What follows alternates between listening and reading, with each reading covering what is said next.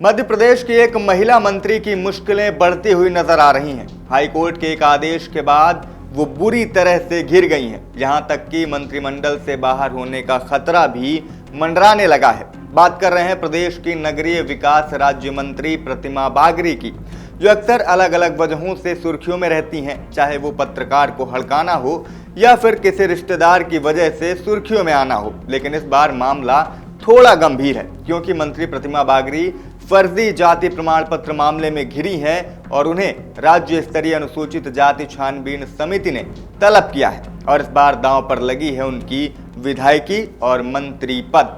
क्या है पूरा मामला, आपको विस्तार से बताते हैं। नमस्कार, अमर उजाला देख रहे हैं आप, मैं हूं आपके साथ शिवम द्विवेदी। एससी कांग्रेस के अध्यक्ष प्रदीप अहिरवार ने अप्रैल 2025 में उच्च स्तरीय छानबीन समिति के समक्ष एक शिकायत दर्ज कराई थी। उस शिकायत में आरोप लगाया था कि प्रतिमा बागरी का जाति प्रमाण पत्र कथित रूप से गलत तरीके से जारी किया गया है। उन्होंने प्रमाण पत्र की वैधता की जांच कर आवश्यक कार्रवाई की मांग की थी। उनका कहना है कि बागरी ने अनुचित तरीके से आरक्षण का लाभ लेकर सतना की रैगांव विधानसभा सीट से चुनाव लड़ा। प्रदीप अहिरवार का दावा है कि जिस इलाके से मंत्री प्रतिमा बागरी आती हैं, वहां बागरी जाति अनुसूचित जाति यानी एससी कैटेगरी में शामिल ही नहीं है। लेकिन जब उनकी शिकायत पर कार्रवाई नहीं हुई तो उन्होंने हाई कोर्ट में एक जनहित याचिका दायर की और प्रतिमा बागरी पर गलत तरीके से प्रमाण पत्र बनवाने का आरोप लगाया। कांग्रेस नेता प्रदीप अहिरवार का आरोप है कि प्रतिमा बागरी ने गलत तरीके से एससी का प्रमाण पत्र बनवाकर आरक्षण का लाभ लिया और उसी आधार पर रैगांव विधानसभा सीट से चुनाव जीतकर मंत्री पद हासिल किया है।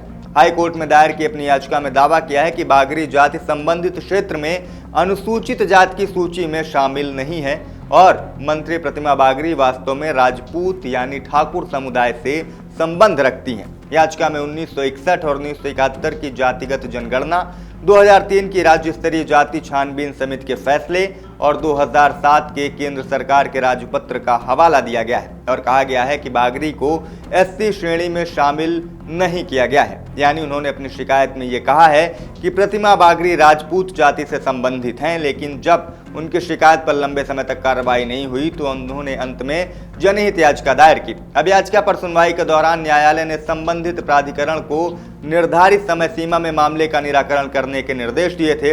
प्रदीप अहिरवार की हाई कोर्ट में दायर याचिका पर निर्देश के बाद राज्य स्तरीय अनुसूचित जाति छानबीन समिति की ओर से अब एक आदेश जारी किया गया है। इस आदेश में मंत्री प्रतिमा बागरी को तलब किया है। दरअसल हाई कोर्ट ने छानबीन समिति को संबंधित पक्षों को बुलाकर निर्धारित प्रक्रिया के तहत जांच करने के आदेश दिए थे।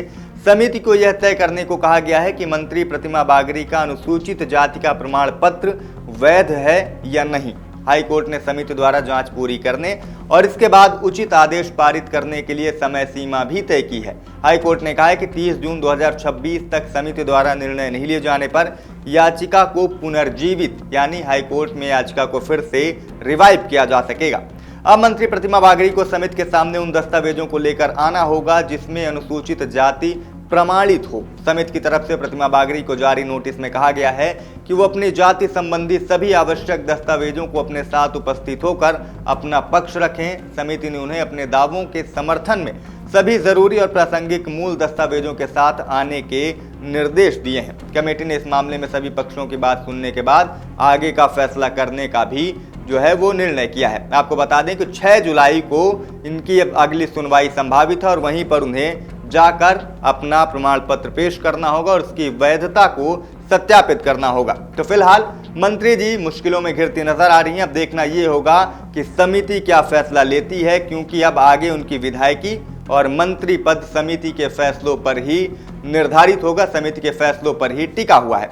क्या कहेंगे इस पूरे मामले पर, कमेंट करके हमें जरूर बताइएगा। आपके राज्य की खबरें, आपके शहर की खबरें सबसे पहले जानने के लिए देखते रहें अमर उजाला। चैनल को सब्सक्राइब जरूर कर लें और पाएं हर अपडेट।